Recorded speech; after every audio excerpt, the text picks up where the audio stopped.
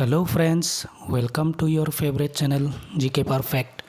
এটা খুবেই ভাল খবৰ ডাইৰেক্টৰেট অফ হেল্থ সাৰ্ভিসেছ চমুকৈ ডিএচএছৰ নন টেকনিকেলৰ আণ্ডাৰত পুনৰবাৰ ভেকেন্সি ওলাইছে।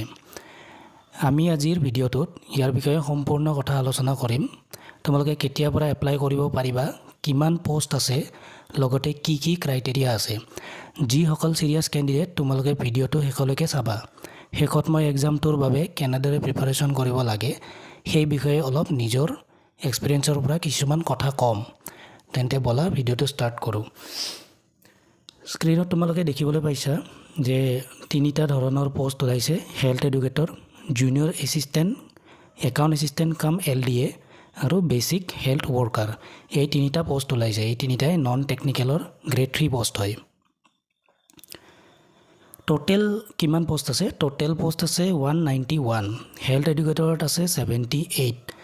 তাৰ ভিতৰত জেনেৰেল মানে ইউআৰ আনৰিজাৰ্ভত আছে 40টা।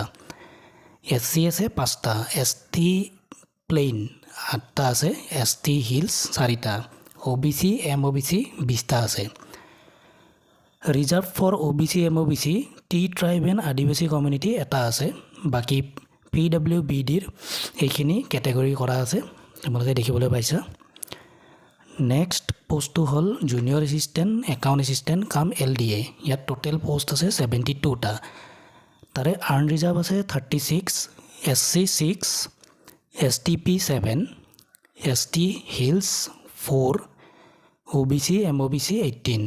বাকী আদিবাসী টি ট্ৰাইবৰটো এটা আছে আৰু বাকী PWBDৰ কাৰণে এইখিনি আছে। থাৰ্ড হ'ল basic health worker.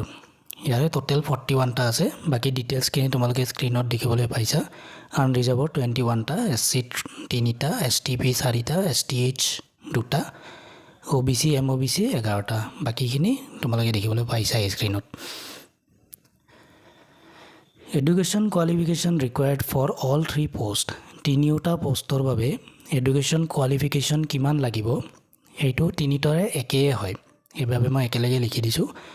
Graduate in any discipline from government recognise university and applicant must possess minimum 6 months diploma in computer application.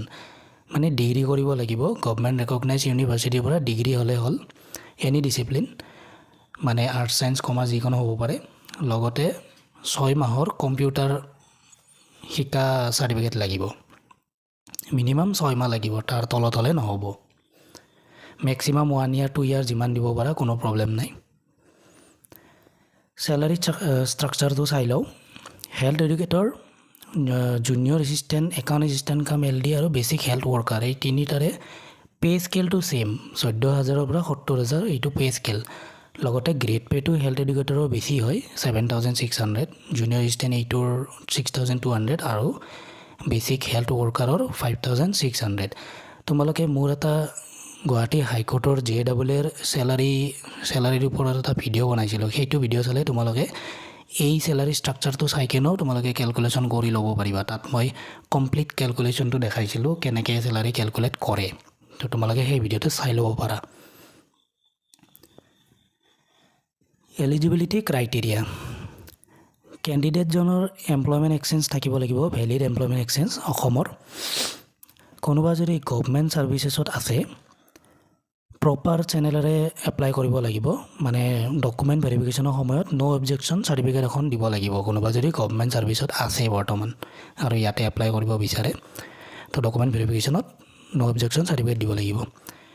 Same তেনেদৰে PWBD কেটেগৰীৰ কেণ্ডিডেটেও কিছুমান চাৰ্টিফিকেট থাকে সিহঁতৰ, সেই চাৰ্টিফিকেটটো দিব লাগিব। লগতে ST SC OBC কাষ্টৰখিনিও কাষ্ট চাৰ্টিফিকেটটো প্ৰডিউচ কৰিব লাগিব।